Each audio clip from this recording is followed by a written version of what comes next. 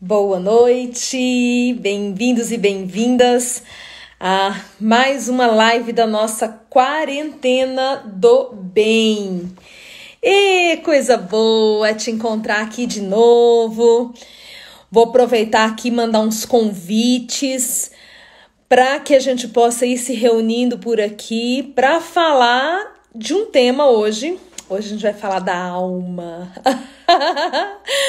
Hoje o que eu trago para vocês é um mito grego e o nosso foco aqui, bom, de certa forma a gente está o tempo todo falando da alma, né? Mas hoje ela vai ganhar um enquadramento especial. Fernanda, querida, me conta como é que tá o seu príncipe. Manda uma foto de como ele está, que deve estar enorme. E aí, é a primeira... Você entrou em alguma outra live dessa nossa quarentena ou é a primeira que você tá por aqui? Me conta. Muito bem, pessoal aqui no Facebook já entrando. Irene, boa noite. Silvana, muito bem-vinda. Olha, Silvana, você me fez uma proposta lá bem audaciosa, hein? Silvana disse que tinha uma ideia aí, me falou lá no particular, me mandou lá no privado uma ideia audaciosa. Tô pensando aí nessa sua ideia, Silvana, muito bacana.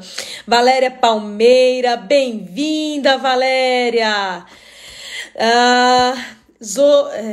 Zordmira, cadê? Acabou pulando aqui, eu não conseguindo ler o que ela tinha escrito, mas vamos lá. Elis, oi, minha irmã amada do Senhor Jesus Cristo, amém. Fabrício Marques, muito bem-vindo. Achei aqui, ó, Zordmira. Boa noite, Márcia, estou com você. Graça e paz, minha querida. Lúcia Margarete, bem-vinda. Antônio Aparecido, Gilberto Lima. Ô, Valdelina, tava sumida, não te vi nessas últimas duas lives, bem-vinda. Delfima Ana Lúcia, chegando, Lindomar, meu querido, Verinha, Claudinha, bonitinha, sarou, minha linda, tá 100% 1000 por hora? Luciana Carnelosso. Ó, primeira vez, né, Fernanda? Então, deixa eu te contar o que tá rolando aqui. Eu me propus a fazer uma quarentena do bem, eu chamei esse projeto de quarentena do bem. Eu comecei no dia 18 de março e hoje acho que já é a nossa 36ª, 37ª live. E todas as lives anteriores estão salvas numa playlist lá no YouTube, se você quiser ver as outras. E o objetivo por aqui é sempre a gente se encontrar para tratar de temas que nos ajudem a manter a nossa sanidade mental em período de quarentena. É isso que a gente está fazendo aqui, Fernanda. Espero que você goste. Cláudia, ainda me recuperando, amor, 80%. Opa, já melhorou então. Que Deus ajude que chegue ao 100 rapidinho. Beth dizendo boa noite, de gratidão. Gratidão, querida, por sua presença mais uma vez. A Alexandra chegando aqui. Débora, bonitinha, bem-vinda. Ivone, Anastácio. Gente, tô tão feliz com a chegada de vocês aqui. Irani, Débora, Wellington, Regina Portela, dizendo um oi aqui pra mim, Isilda. Olá, minha amiga, a Valdelina falando, que bom poder te ver aqui da Bolívia. Abraço pra esse povo boliviano e pra esse povo brasileiro que tá nessa Bolívia. Nomar falando boa noite aqui. Muito bem. Como anda a sua alma? Como anda a sua psique? É disso que a gente vai falar por aqui hoje, né? Olha só, a Lúcia está dizendo um montão de floquinhos para você. Recebo! Ontem a nossa história dos floquinhos quentinhos foi forte, né? E aí, já distribuiu muito floquinho quentinho aí hoje? Pra quem tá chegando aqui e não sabe do que se trata, vai lá e assiste a live de ontem pra saber do que se trata esse lance aí dos floquinhos quentinhos, né? Ivone, graças a Deus, estamos aqui de novo. Amém, que maravilha, querida. Muito bem. Hoje eu estava pensando, né? Essa história, esse mito, eu já estava com ele guardado na manga para trazer para vocês, né? Então hoje a gente vai de mitologia grega. Tava com ele guardado para trazer e é isso que a gente vai navegar na live de hoje. E, na verdade, eu quero dividir isso em 2 momentos. Eu quero focar hoje eu quero contar o mito, no geral, e quero focar em parte dele. E amanhã eu quero fazer uns mergulhos para a gente tirar aí mais algumas lições muito preciosas desse mito. Eu não sei se vocês sabem, né, se já estudaram sobre, né, sobre qual é a função do mito para nós. Mas os mitos, eles têm como função nos ajudar, nos dando modelos que nós podemos seguir para nossa própria aprendizagem. Então funciona mais ou menos assim. Se alguém fez esse caminho e venceu nesse caminho, eu olho para esse caminho e eu consigo entender o processo. E entendendo o processo, eu vou conseguir fazer melhor esse caminho. Os mitos, independente de onde eles venham, né? Independente de qual seja a cultura, hoje eu vou falar de um mito grego, que também é romano, né? Porque acho que vocês talvez saibam que os deuses gregos e romanos são os mesmos, só mudados os nomes, né? Mas eu vou usar aqui a terminologia grega, original grega. Então, não importa se a gente está usando a mitologia grega, se a gente está usando a mitologia egípcia, não importa de qual povo nós estamos extraindo a história. O fato é que os mitos, eles nos servem como tipos arcaicos ou arquétipos, né? Que arquétipo é um tipo, um modelo muito antigo que comunica com a nossa mente inconsciente. E a nossa mente inconsciente que compreende aquele símbolo extrai daí lições que nós não conseguiríamos extrair se nós estivéssemos falando numa linguagem mais coloquial, numa linguagem mais ligada à razão, simplesmente. Os mitos, eles conseguem atrelar razão e emoção, coordenando isso para que a gente consiga entender caminhos a serem seguidos. Então essa é a beleza dos mitos, a possibilidade de que eles nos ensinem a construir uma vida mais produtiva, mais positiva, mais carregada de saúde, tá? Então a Beth está dizendo aqui que ama a mitologia grega. Eu também, Beth, gosto demais. A Lê está dizendo, a live de ontem foi sensacional. Foi mesmo, né, querida? Curti bastante o nosso encontro hoje. Hoje não, ontem. Mas hoje eu vou curtir também. Gisele Moura entrando aqui. Bem-vinda, querida. Márcia Calegari, minha xará. Muito bem-vinda. Isso aí. Então, o mito de hoje, que é a nossa história, é o mito de Eros e Psique. Tá? Então, Eros e Psique, o grande amor de Eros e Psique. Eu já comentei aqui com vocês, né, que eu me formei fazendo bodas de prata e de formada, 25 anos, e eu tive a honra de ser a oradora da minha turma. Olha só, né? Já gostava de falar. Keller dizendo, cheguei, boa noite a todos, bem-vinda, Keller, a casa é sua. Márcia falando, boa noite, boa noite, minha querida. Então, eu tive esse privilégio de ser oradora da minha turma de psicologia. E quando eu fui eleita para ser oradora da turma, eu achei que aquilo era a homenagem, na verdade era para mim, né? Eu tinha ali o privilégio de poder homenagear a minha turma através de um discurso, mas a homenagem era toda minha e ao mesmo tempo uma grande responsabilidade. E eu fui pensar, né, em que eu embasaria o meu discurso. Porque discurso é uma coisa assim, você pode falar de qualquer coisa, né? Você tá lá na tribuna, te é passado o microfone, e durante aquele tempo determinado, você rasga o verbo e solta, né? Mas eu fiquei durante algum tempo pensando qual que seria a linha norteadora que eu daria para o meu discurso. E fiquei buscando inspiração, né? Já usando aí uma terminologia dos gregos, né? Fiquei buscando o encontro com a musa inspiradora. E aí um belo dia veio para mim a ideia. Porque o psicólogo, ele é o estudioso da psique, né? O psicólogo, psicologia é o estudo da psique.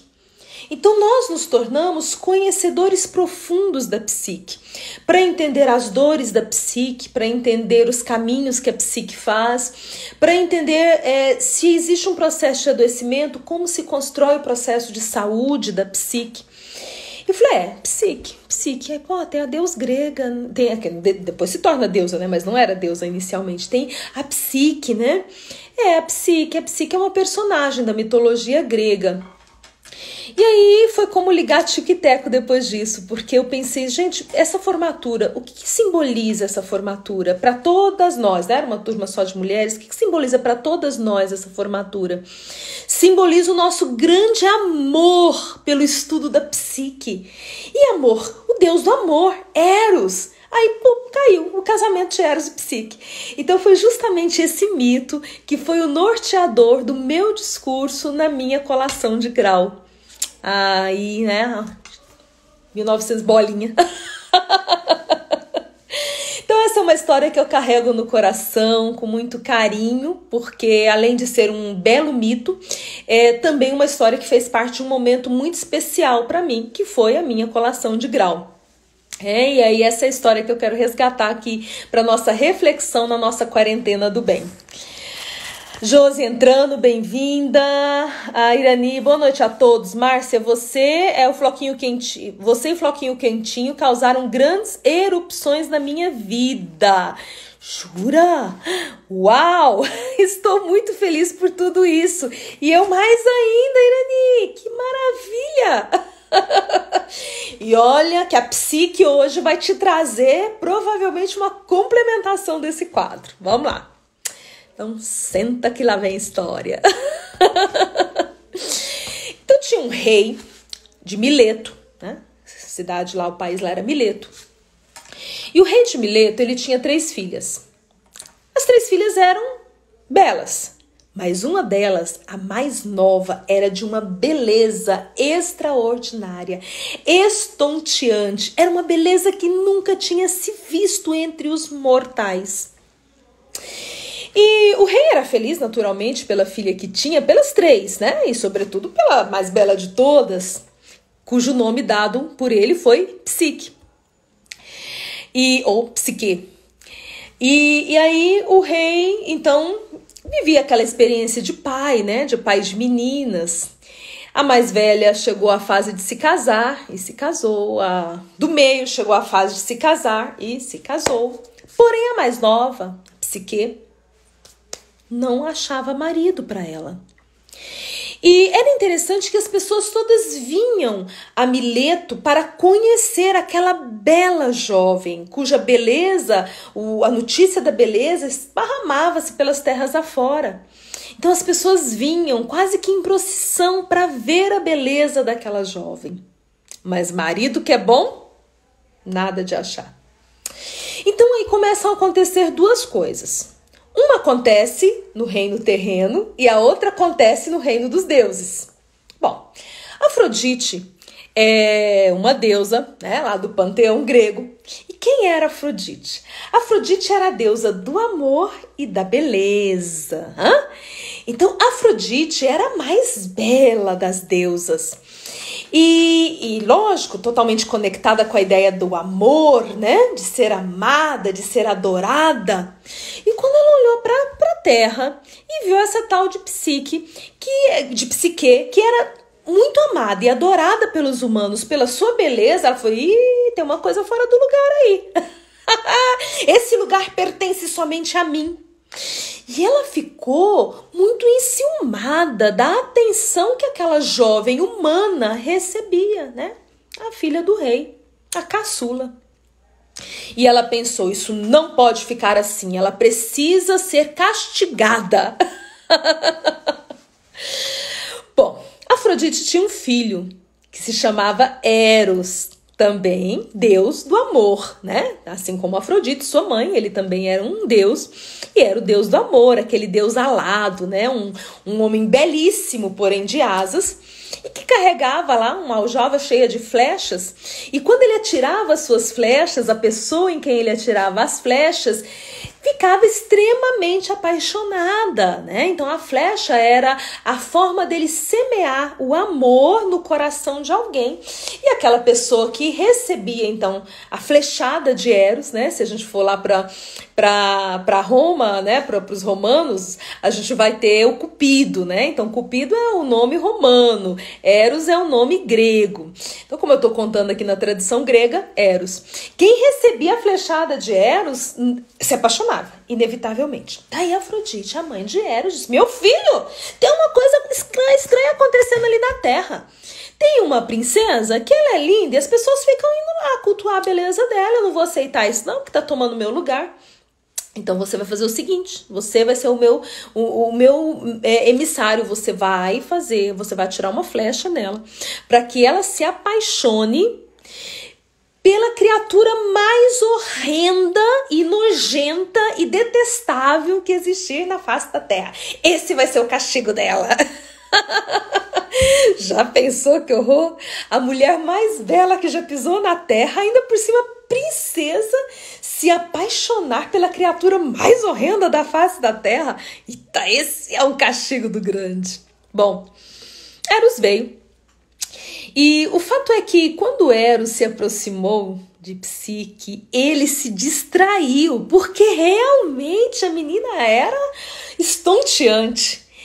E no que ele se distraiu, uma das suas flechas tocou o seu próprio corpo.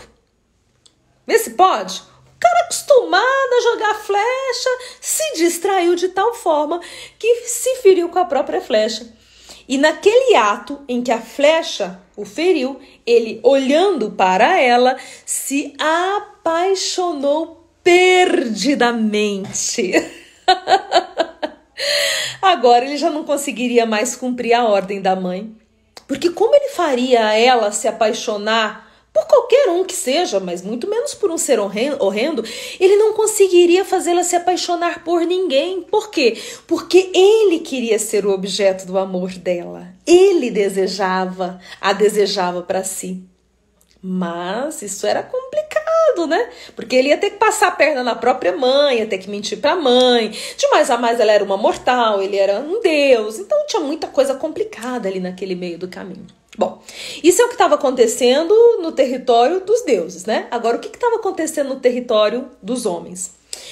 O pai dela, né, o rei de Mileto, o pai dela, estava muito preocupado com o fato dela não se casar. Lembra que eu falei que as outras duas já tinham casado e ela só recebia as adorações das pessoas, né, por ser tão bela. Mas casar que é bom, achar marido que é bom, nada.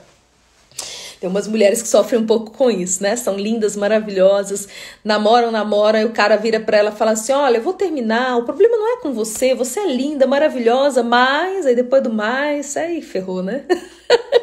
Algumas mulheres vivem um pouco essa experiência do arquétipo, né, da psique, né, de ser amada, de ser, na verdade, venerada, né, não amada, de ser venerada, mas não ter alguém que quer fazer um vínculo, né, um vínculo de perpetuação do relacionamento. É um detalhezinho aí dessa história. Não é nesse detalhe que nós vamos nos aprofundar, acho que esse valeria a pena para a gente aprofundar num workshop, né, voltado para mulheres que estão cansadas de não viverem a experiência do amor que se concretiza. Um workshop bacana para mulheres, hein? Esse tema promete. Mas não é o nosso foco hoje, então só dei um toquezinho aí. Bom, mas então o pai, o que os gregos faziam, gente? Quando as coisas não iam bem, os gregos iam procurar o oráculo. Isso era a base, tá? Era a base da percepção de mundo deles.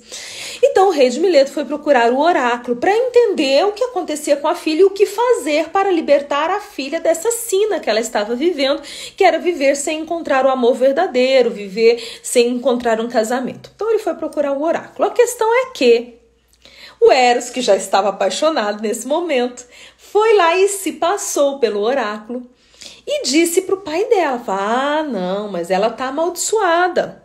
Ela está amaldiçoada porque ela afrontou a deusa Afrodite. Então a única forma de acabar com a maldição dela é a seguinte: você vai levá-la para aquela montanha mais alta e vai abandoná-la lá. Porque lá um monstro virá desposá-la. Em algumas tradições disse que é uma serpente, que o monstro é uma serpente, né? Em outras tradições cita apenas monstro. Então, um monstro irá desposá-la, e essa será a forma dela então se ver livre dessa maldição que está sobre ela. O pai ficou muito triste, mas o que fazer? O oráculo mandou, nós temos que executar. Então ele pega a filha, ele pega a Psique e a leva para aquela montanha e deixa ela lá no alto daquela montanha tão alta, tão alta. Então, com choro, se despede da filha. Psique também fica ali triste, entendendo a sua sina, que será casar com um monstro horrendo. E aí, então, o pai vai embora. E ela adormece. Quando ela adormece, ela é pega pela brisa. E a brisa leva para um lugar que é uma campina linda. E ela acorda nessa linda campina. E ela olha lá longe e vê um castelo. E aquele castelo, bom, ela era uma princesa, ela estava acostumada com castelos, mas aquele castelo tinha alguma característica diferente. Aquele castelo era muito perfeito. Aquele castelo não era coisa de gente de carne e osso. Aquele castelo não era coisa de humanos. Ela pensa, nossa, será que é ali que está meu destino? Será que ali é que está o monstro que vai me desposar? E entregue a sua sina, ela vai para dentro do castelo. Chegando lá, ela é servida de tudo, do bom e do melhor. Só que ela apenas escuta vozes, ela não vê quem a serve. E ela tem mais certeza ainda de que ela está num território sagrado, um território de algum deus, provavelmente o tal que é o monstro. E então, no cair da noite, ela é levada para o quarto de núpcias. E então o quarto fica totalmente escuro e se aproxima dela algo, que ela não sabe o que ou quem é. Só que quando esse algo a toca, ela sente o toque de uma mão humana, mas ela não vê a figura. E ela se entrega para o amor. E eles então têm a sua linda e agradável noite de núpcias. Quem era? Eros. Eros armou toda essa história, se passou lá, né, pela mensagem do oráculo, criou toda a circunstância, a levou para o castelo, permitiu que ela fosse servida e à noite então ele consumou com Psique o seu amor. Essa foi a sua noite de núpcias. Mas ele disse a ela: eu serei o seu esposo, você é a minha amada, e nós viveremos eternamente o nosso amor. Mas você não pode me ver. Essa é a regra. Você não pode me ver. Acho que se fosse um homem, talvez tinha dado certo, mas uma mulher... Dizem que mulher é o bicho mais curioso da face da terra. Vocês concordam? Concordam com essa história aí? Ou é conversa pra boi dormir, que mulher é bicho curioso? Fala aí, Marise. E aí, Cristiano? Mulher é bicho curioso ou é homem que é bicho curioso? Qual que é mais curioso? Homem ou mulher? Kélia, bem-vinda. Elizabeth Bonfim, bem-vinda. Francisco também tinha entrado aqui, bem-vindo. Keller tá dizendo que é verdade, que a mulher é curiosa. Leila, bem-vinda. Piedade Brandão, Célia, pessoal que foi entrando aqui enquanto eu estava contando a história. Alcântara, muito bem-vinda. Silvana, GT, G10, Ednilson. Isso aí, minha gente. Prazer ter vocês aqui. A casa é sua. Marise, bem-vinda. Marise, responde aí. Quem é mais curioso, homem ou mulher? Elizabeth disse que é o homem. Elizabeth acabou de falar aqui no Facebook que é homem que é mais curioso. A Kelly disse, não, é mulher com certeza. Essa é briga pra mais de metro. Gilberto Lima. E aí, Gilberto? A gente tá aqui numa discussão. Quem é mais curioso, homem ou mulher?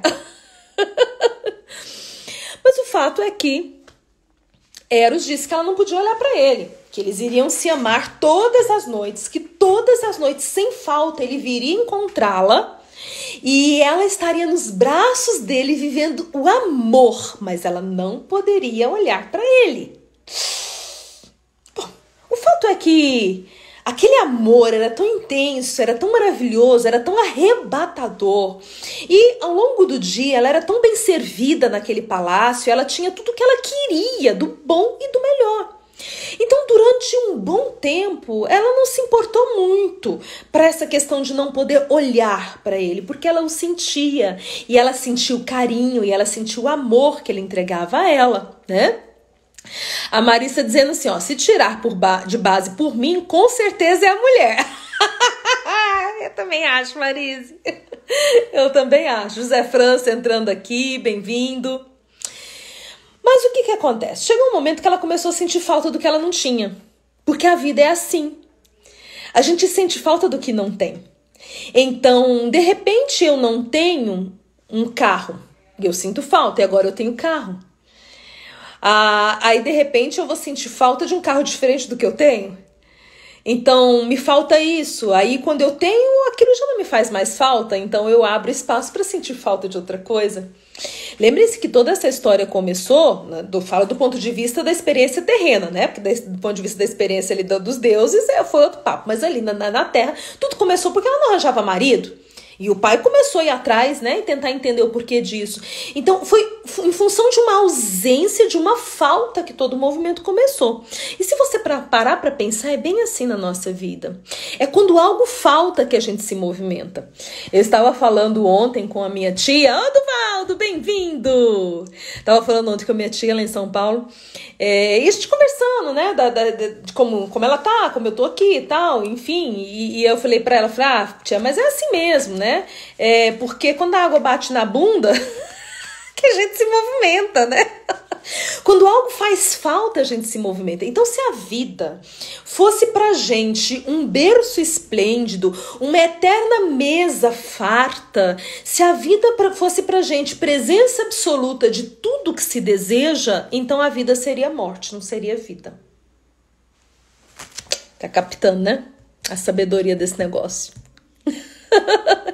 É quando algo falta que nós nos movimentamos, é quando algo falta que a gente sai daquele espaço, né? Então o total preenchimento não nos ajuda muito. Tanto que na modernidade, uma coisa bem complicada, né?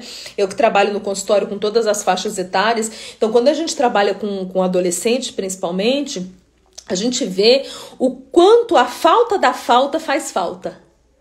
Ficou tonto? Vou repetir. A gente vê claramente o quanto a falta da falta faz falta. Por quê? Nós, pais da modernidade, nós queremos dar tudo. Nós não queremos que os nossos filhos tenham ausência de nada. Nós super protegemos, super valorizamos. Tudo é em super, né? Abundância, né? E então, nesse afã de não deixar faltar nada para as nossas crianças, quando chega na adolescência, essa ausência de falta faz muita falta. Porque falta um pedaço ali para fazer eles virarem ou quererem virar gente grande, né? E aí fica aquela eterna infância, aquela eterna adolescência, aquela pessoa que não quer dar o salto, né? Mas por que não quer dar o salto? Porque não tá fazendo falta. Não tá fazendo falta. Como é importante ter falta, né? Muito importante. Ellen Bianca, beijo, querida. Saudade, Hugo Neto, bem-vindo. Luciene, muito bem-vinda. José França, você é incrível, acima da média. Oh, gratidão. A Lúcia Margarete tá dizendo que é meio displicente. Sei, não é muito curiosa não, né, Lúcia? Tô sabendo. Hugo tá dizendo, minha eterna mentora. Oh, beijo no coração, Hugo Neto. Então, Psique sentiu falta. Ela sentiu falta de quê? Ela sentiu falta das irmãs. Porque ela estava ali naquele palácio, isolada, e a vida dela era maravilhosa. Tinha tudo do bom e do melhor, mas faltava algo. Então, ela sentiu falta das irmãs e começou a pedir para Eros, que ela não sabia quem era. Ela sabia que estava casada, sabia que era um exímio amante. Lógico, gente, ela estava casada com o Deus do amor. Ela estava casada com o Deus do amor. Imagina esses dois. Imagina esses dois na cama. Ai. Ok, mas as irmãs não estavam ali. A princípio, princípio, Eros achou que não era uma boa ideia que ela visse as irmãs, porque ele já logo pensou que podia dar rola esse negócio, sabe? Tipo, parente bom e parente longe. Acho que ele pensou uma coisa mais ou menos assim. Porém, ela tanto insistiu com ele que ela pudesse ver as irmãs, que ele aceitou, né? Amando como ele amava, ele aceitou. Mas ele disse a ela, olha, você tome cuidado, porque as suas irmãs podem te incitar a querer me ver. Elas podem te incitar a essa curiosidade, mas lembre-se que o nosso pacto de amor eterno é um pacto de amor na confiança. Você não pode me ver. Então não se deixe levar pela fala que as suas irmãs porventura venham trazer para você. E ela concordou. E as irmãs chegaram. E adivinha qual foi a primeira coisa que as irmãs fizeram? Como ele é? Não é a pergunta básica quando alguém tá namorando? Como ele é, né? E aí começa, né? A especulação toda. E ela não sabia dizer para as irmãs como ele era. E as irmãs começaram a jogar umas ideias. Ela falou assim, não, mas é o nosso pacto de amor, de confiança e tal. Eu tô bem, eu tô feliz, né? E por mais que ela dissesse às irmãs que ela estava bem, estava feliz, as irmãs continuavam jogando com ela, jogando uma coisa chamada dúvida. E aqui a gente tem um ponto de conexão com a nossa história de ontem, porque lembra que toda a tragédia daquele vilarejo de ontem, lá da nossa história dos floquinhos quentinhos, começou justamente quando aquele moço, aquele forasteiro que chegou na cidade lançou uma dúvida. Gente, a dúvida, ela pode ser a origem do mal dentro de uma experiência que tem completude. Porque de repente eu começo a pensar, será que o outro me ama mesmo? Ai, será que eu sou feliz mesmo? Ai, será que eu gosto disso mesmo? A dúvida como parte da ciência, no sentido de busca de entendimento, ela é bênção, ela é maravilhosa. Mas a dúvida quando entra em algo que já está completo em si, que já é bom, poderoso suficientemente em si mesmo, então ela entra como um veneno. E na verdade a dúvida das irmãs entrou como um veneno, sabe por quê? As irmãs, a bem da verdade, não estavam preocupadas com a Psique, elas estavam apenas com inveja. Porque Psique estava morando num belíssimo castelo que nenhum outro humano tinha. Ela estava feliz, sendo servida. E quando nós estamos vivendo coisas boas, os invejosos por vezes chegam. E uma lição interessante que a gente pode tirar aqui é: quando você estiver vivendo uma situação de plena alegria e felicidade, cuidado com quem você partilha essa experiência. Nem todas as pessoas devem saber das suas questões mais grandiosas, quer seja das suas dores, quer seja das suas alegrias. Aquilo que está aqui no meio termo, a gente abre. Aquilo que extrapola para baixo, extrapola para cima, nós temos que ter sabedoria. E veja que eram as irmãs, né? E a gente pensa que são pessoas confiáveis, são pessoas que nos amam, são pessoas que nós amamos. E, gente, mesmo aqueles que nos amam muito, podem às vezes vir para a nossa vida com um nível de energia que não é energia que vai nos apoiar. E as irmãs vieram para essa visita com a energia da inveja. E a energia da inveja plantou no coração de Psique uma dúvida. Vai que ele é um monstro assassino que vai te comer daqui a pouco. Gente, ela já estava vivendo com ele há meses. E ela deu espaço. Já te aconteceu isso? De você estar vivendo numa situação bacana, numa situação de tranquilidade, numa situação de serenidade, e alguém vir e plantar uma dúvida no seu coração de tal forma que depois que aquela dúvida foi plantada, você mudou o seu foco, a sua energia mudou, o seu foco atencional mudou, e você saiu daquele estado de bem-estar e de plenitude e entrou no estado de angústia e de ansiedade.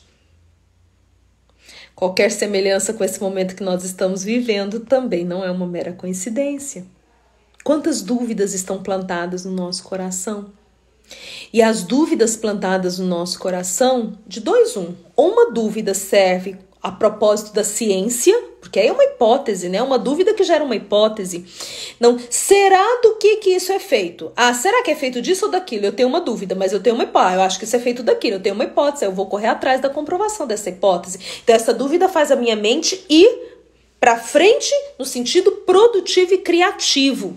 Mas o tipo de dúvida que as irmãs de psique plantaram na mente e no coração dela é o tipo de dúvida que não faz a pessoa ir para frente no movimento criativo e produtivo. Não, faz a pessoa mergulhar num processo paranoico, que foi o processo no qual a psique entrou. Ela entrou num processo paranoico. Que, aliás, gente, é um processo que nós estamos vivendo muito intensamente enquanto sociedade, comunidade, mundo, né? A gente está vivendo, tem que tomar muito cuidado, né? Com essa noia na qual todos nós, de certa forma, estamos sendo levados para.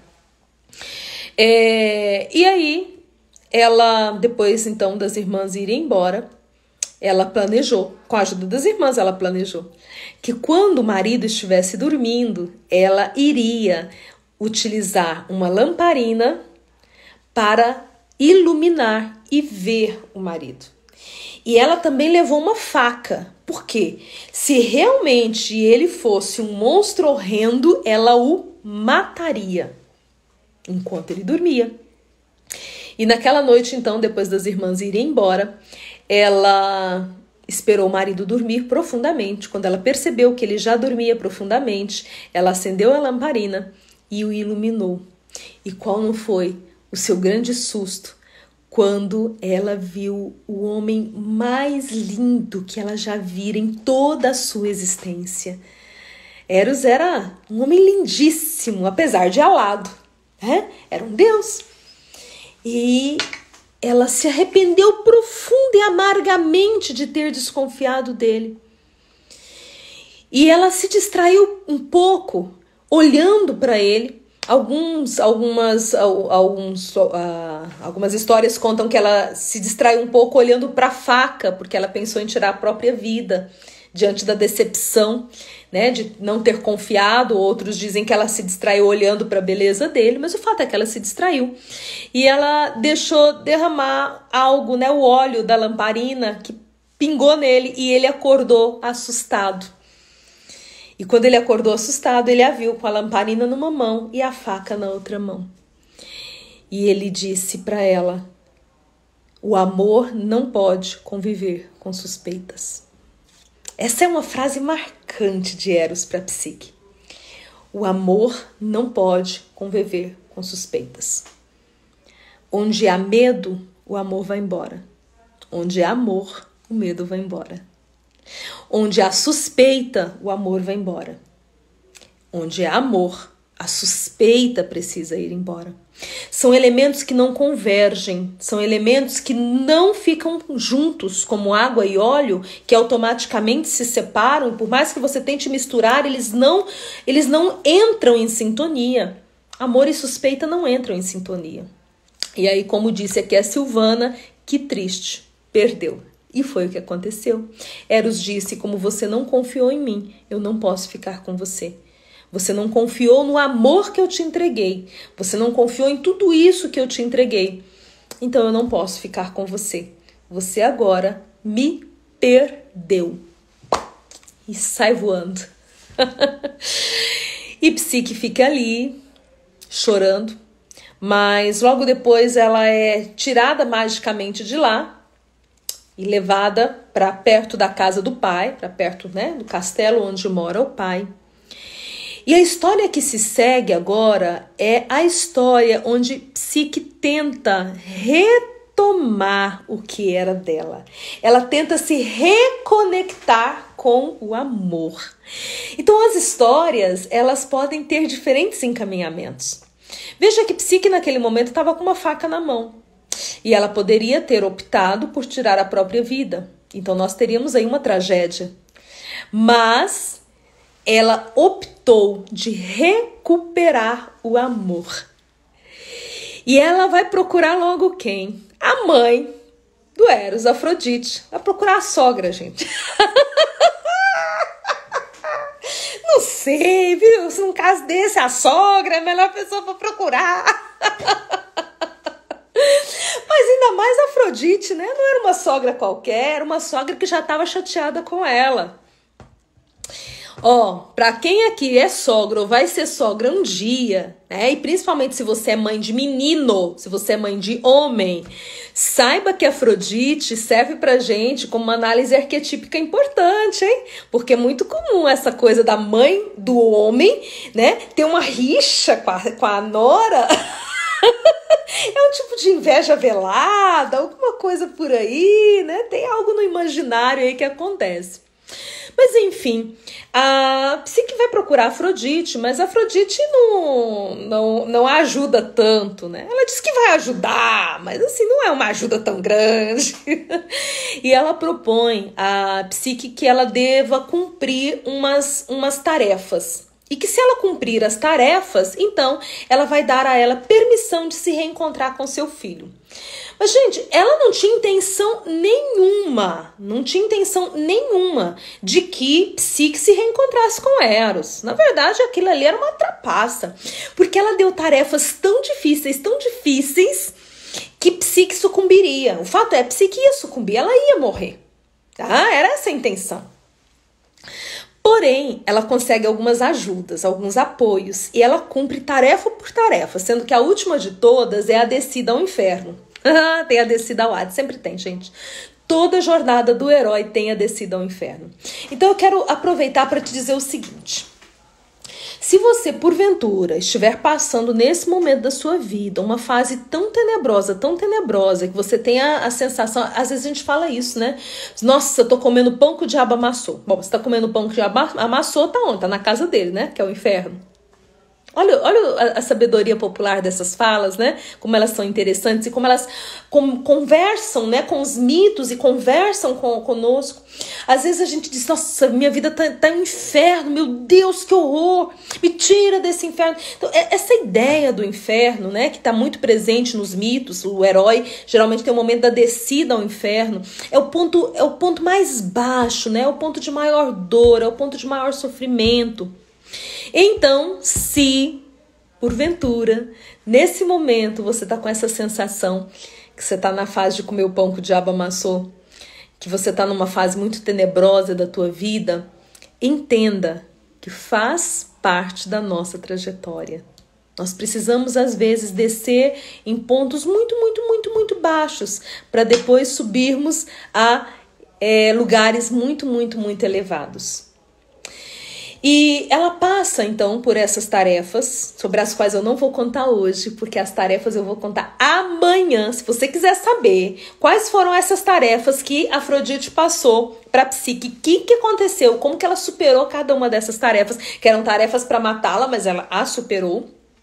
Se você quiser saber, então é amanhã. Amanhã às 19 horas eu te espero e eu vou contar isso, ok? Mas eu quero fechar, então vai ficar esse pedacinho que eu vou amarrar ele, embrulhar no papel de presente para amanhã, que vai ter muita coisa pra gente aprender aí. Mas eu quero voltar que ao final ela consegue se reconectar com Eros. Então o amor deles se reencontra de tal forma que Eros pede a ajuda de Zeus e Zeus dá permissão de que ele leve Psique para esse espaço que é o Olimpo, e lá ela é entregue para ela a ambrosia, né, que é a comida, a bebida dos deuses, né, e ela então recebe o direito de se tornar uma imortal. E a história deles termina lindamente, porque ambos sendo imortais, ambos conseguem viver a experiência de amor eterno, que tem a ver com aquilo que habita o nosso imaginário, né, do viveram felizes para sempre. Bem por aí. Agora, qual que é o real sentido desse amor entre Eros e Psique? Psique é alma. Alma. Tanto que a palavra psicologia, né, do grego, porque psique é uma palavra grega, alma é uma palavra que já é a tradução para nós, né, na nossa língua, mas que tem uma origem mais latina. E no latim, uma outra palavra, que aí é uma palavra realmente latina, em latim, né? Melhor dizendo, em latim é ânima.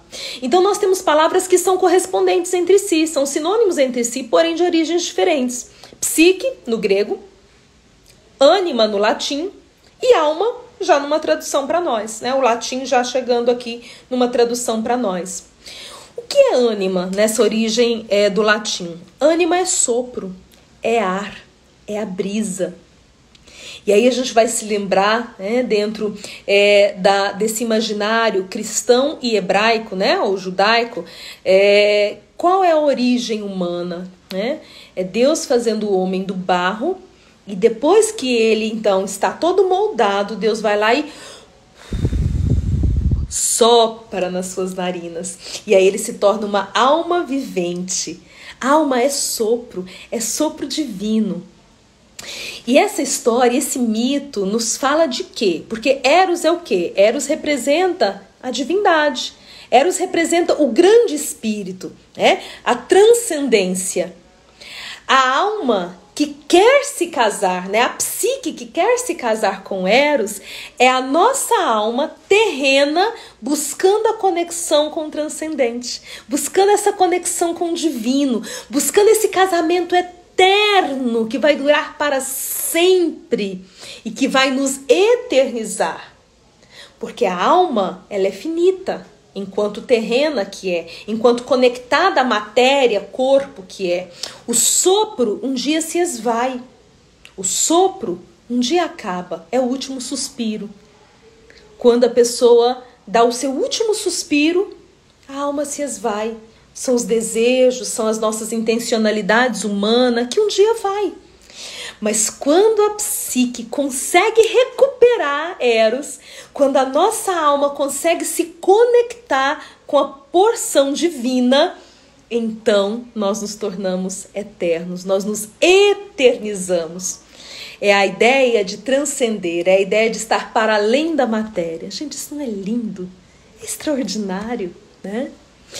E veja que para a alma se casar, bom, primeiro que existe quem se apaixona primeiro, não é a alma que se apaixona por Deus, não, é Deus que se apaixona pela alma. Eu acho isso maravilhoso. Então é a porção divina, aqui representado no mito Eros, é essa porção divina, transcendente, que se apaixona pela alma e que quer que a alma se eleve a ele. Mas existe um espaço que é o espaço do não conhecimento. Existe algo que nós não conseguimos entender, que a nossa alma não consegue captar na sua essência, e a gente fica meio agoniado, porque a gente tem uma necessidade de saber tudo, né? Por exemplo, você fica aí assistindo jornal de dia e de noite para saber tudo do coronavírus. Você por acaso é médico? Você por acaso é infectologista? O que você é? Porque que história é essa? Porque se você quer saber tudo, então você vai estudar infectologia, vai estudar medicina, vai para um laboratório, vai estudar. Aí tudo bem. Aí é a busca de saber enquanto ciência. Só que essa busca de saber nesse espaço da curiosidade, lembra lá das irmãs? A busca do saber no espaço da curiosidade é morte. Porque abre o espaço para suspeita.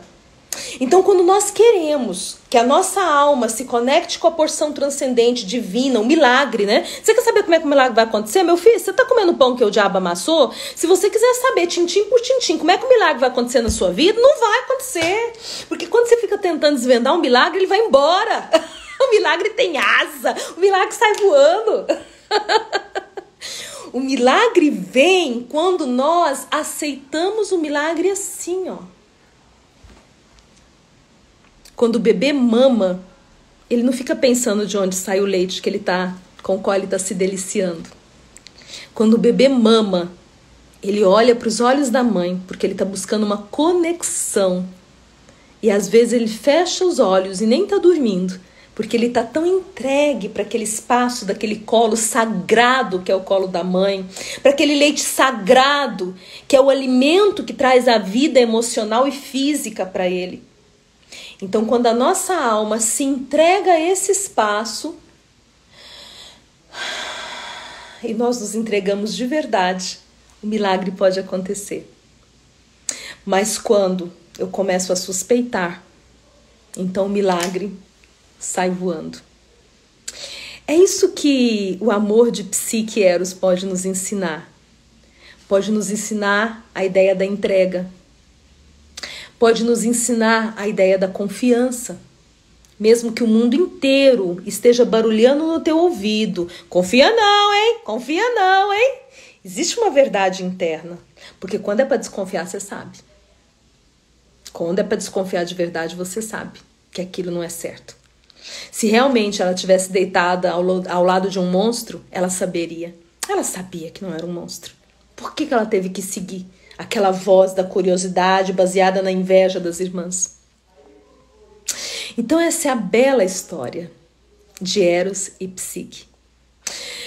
A ânima é a parcela divina colocada no terreno. É a parcela divina colocada em você. E existe uma outra palavra também que está próxima, né, de ânima, que vem derivada da mesma ideia, que é animar. Estar animado, é estar com ânimo, é estar com a alma alerta. Porque quando Psique estava com Eros, mesmo no momento que ela não sabia que ele era Eros, ela estava simplesmente entregue a ele como o bebê no colo da mãe está entregue, sem raciocinar sobre.